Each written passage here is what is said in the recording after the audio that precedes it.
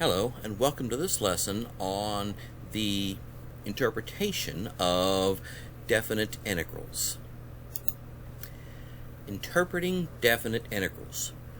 So the definite integral, the integral from 2 to 4 of 12x squared dx equal to 224. So I've already calculated it. So here's what the calculation does. This thing calculates the area represented by this particular shape. So let's take a look at that area. So this is the area that is bounded from x equal to 2 on the left, that's the bottom number of the integral, to x equal to 2 on the right, that is the top number of the integral, and from the x-axis, y equal to 0, up to y equal to 12x squared. That's my function. So this definite integral calculates the area underneath this function to the x-axis between 2 and 4. Now the theory behind this calculation, how it works, is that this shaded region is divided into rectangles, where the width of all the rectangles is a delta x. And the height of the rectangles ends up being the value of the function. And the value of the function where you use either the left edge of the rectangle, either a middle point in the rectangle, or the right edge of the rectangle. Now, if we make the width of the rectangle smaller and fill this region with more rectangles, then the sum of the area of the rectangles gets closer and closer to the sum of the area underneath the curve. And if we take the limit as the number of rectangles goes off to infinity, then we actually get the definite integral, which exactly equals that area underneath the curve. So you can think about the definite integral as an infinite sum of rectangles, or function values times an increment of x. Now let's consider the following definite integral. So here I have the integral from 0 to 2 of x squared minus 4 dx, that is equal to negative 16 over 3. Now this calculates the following area. So my function x squared minus 4, that drops below my x-axis here, and I'm going from 0, x equal to 0, to x equal to 2. Now notice this calculates to a negative number.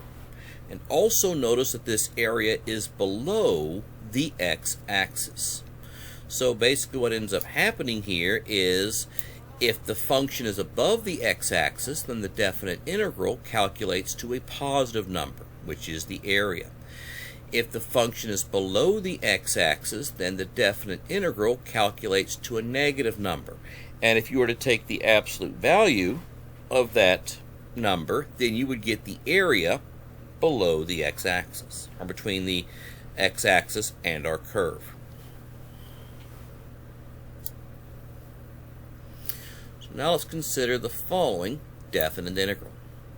So here we have the integral from 0 to 2 pi of sine theta d theta equal to 0.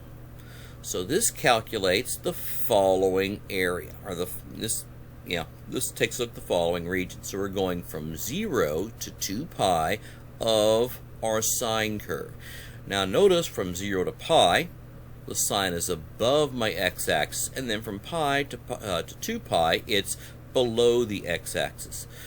So the definite integral would calculate to a positive area in the first region, a negative area in the second region, and then those two, when added together, give you a result of 0.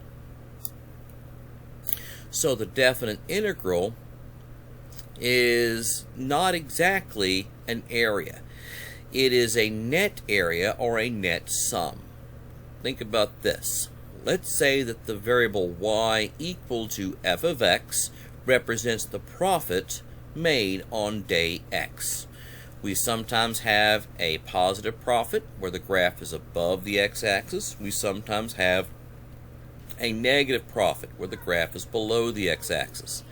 The definite integral is the total sum of all those profits from a beginning point to an ending point. It is the net loss or gain of the function. if you want to use the definite integral to calculate a true area, then you have to look at the graph and pay attention to when it is above the x-axis or when it is below the x-axis. So let's say we want to find the area bounded by the sine curve from 0 to 2 pi. Looking at the graph, we have this. So we've got our sine wave going from 0 to 2 pi. Some of the area is above the x-axis. That would calculate to a positive value. Some of this area is below the x-axis, which would calculate to a negative value.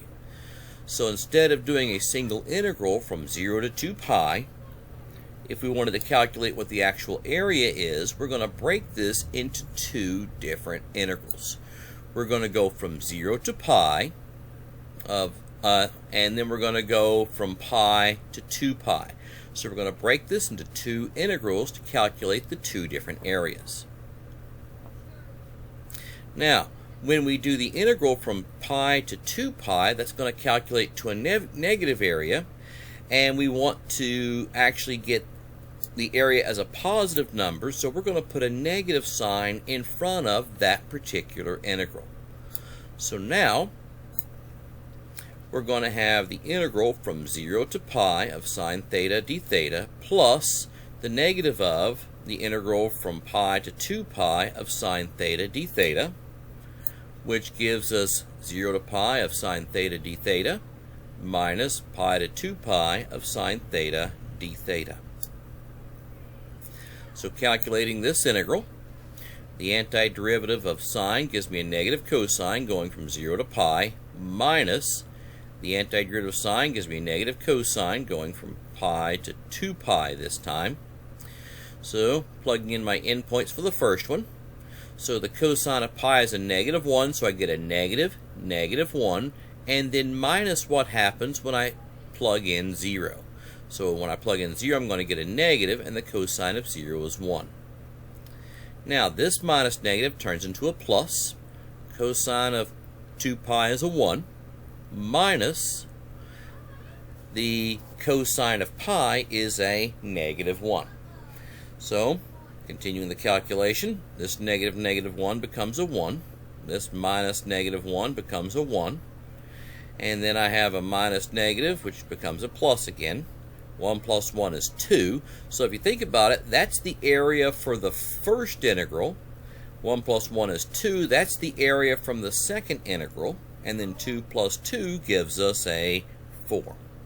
So if we wanted to find the area bounded by the x-axis and the sine curve from 0 to 2 pi, we break it up into two integrals, one where it's above, one where it's below.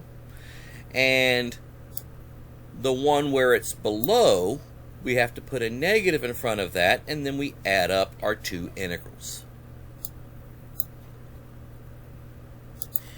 Thank you for watching this lesson on the interpretation of definite integrals, and I'll see you next time.